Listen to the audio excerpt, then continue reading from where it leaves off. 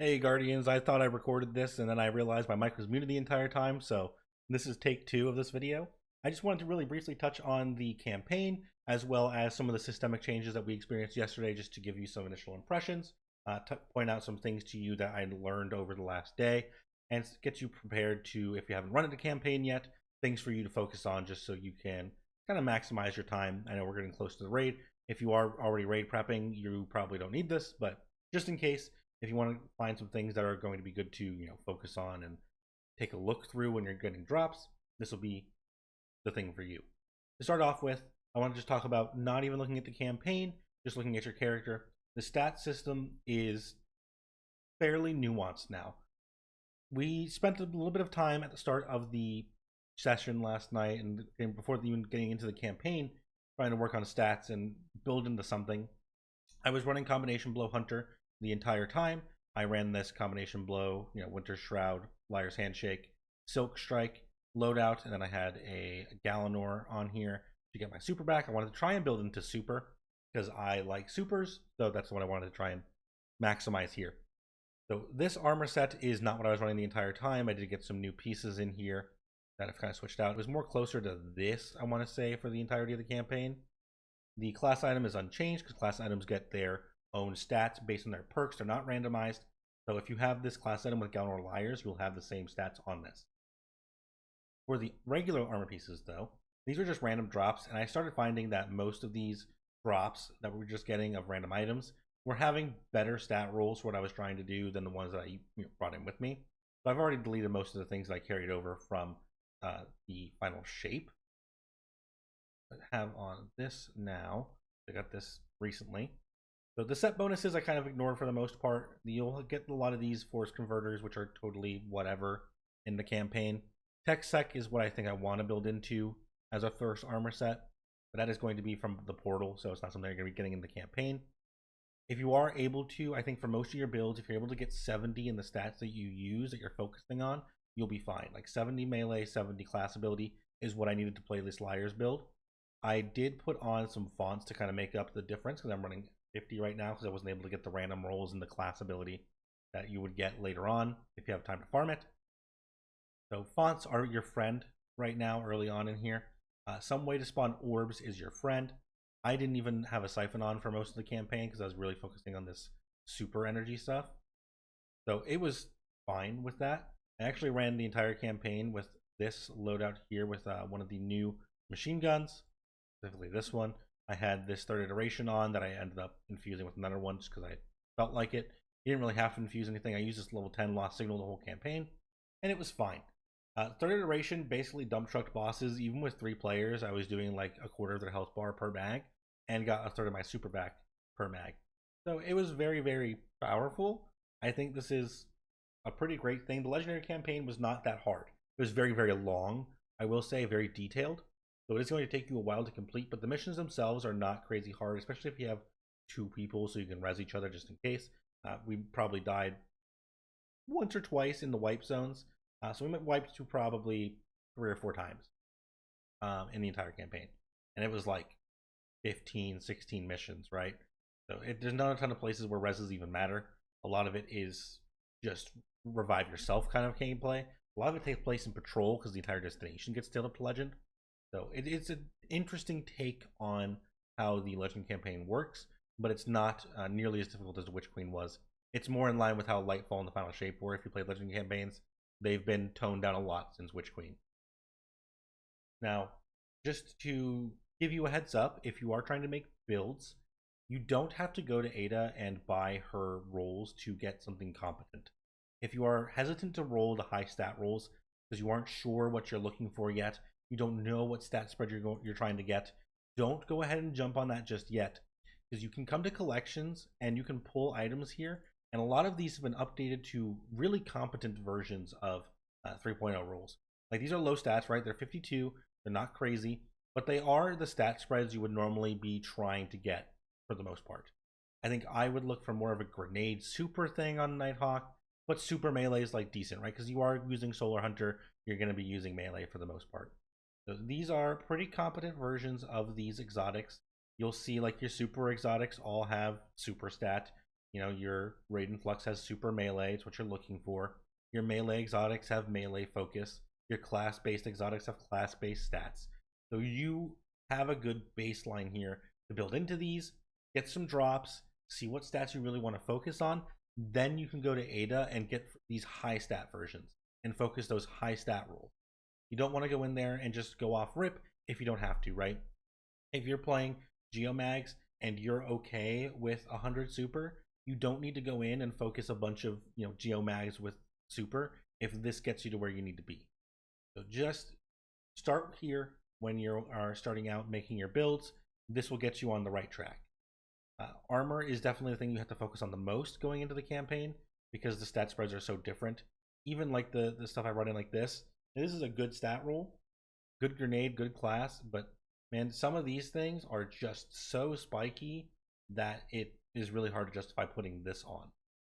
The Masterwork system, if you are using the old stuff, is the same, so you get the +2 to every stat.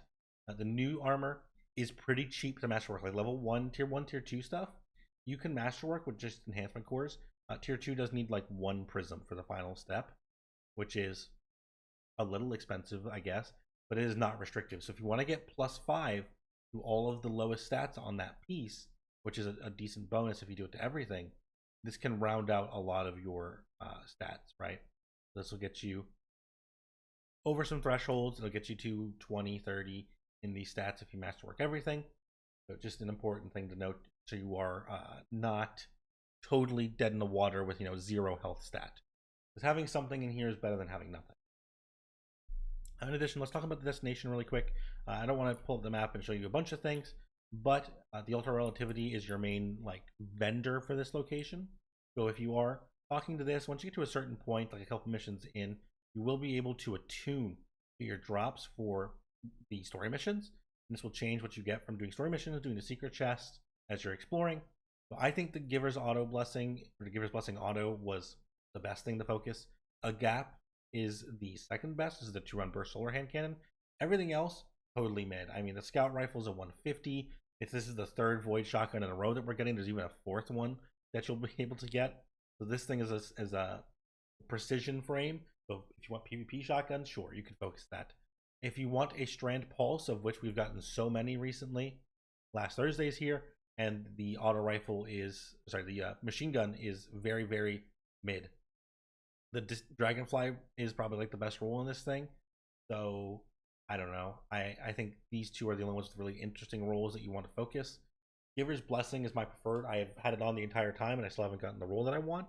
I'm looking for Shoot to Loot Kinetic Tremors. I'm also looking for Rewind Rounds Kinetic Tremors. I haven't gotten them yet. But this thing also gets things like Impromptu Ammunition K Tremors. One for All is on here. Very, very good. Kinetic 720 auto, so it fills a very unique role. And the 2-round burst solar hand cannon also fills a unique niche. With that, it has the Burning Ambition to do Scorch on hit, as well as if you just want an N-can heal clip hand cannon, this is the great place to do it. If you need armor for a specific slot, you can also focus those. There's so much other stuff in there for like focusing specific drops. Like you can be like, oh, I got some engrams and stuff. I want to focus those and get a drop. You can do that, but I'm not doing that yet because I want to get some higher world tiers to focus higher tier loot. What you can do after the campaign, you can go into higher difficulties and things like that. But very quickly, I want to touch on the portal. So the portal I played only a little bit. What I learned is in the solo Fireteam Pinnacle Ops, you will see these sort of things where you'll see there's a tech set cloak here, there's a sniper rifle here, and sometimes you'll see other things in other places. I thought it was going to be a one-time drop, like if you went in here and got the B, you would get this drop and then it would be over. Can confirm, if you run this thing, you will get the 1 bonus drop and the completion reward, and that bonus drop will be the Shoreline Dissident every single time. It is not a one-time use thing.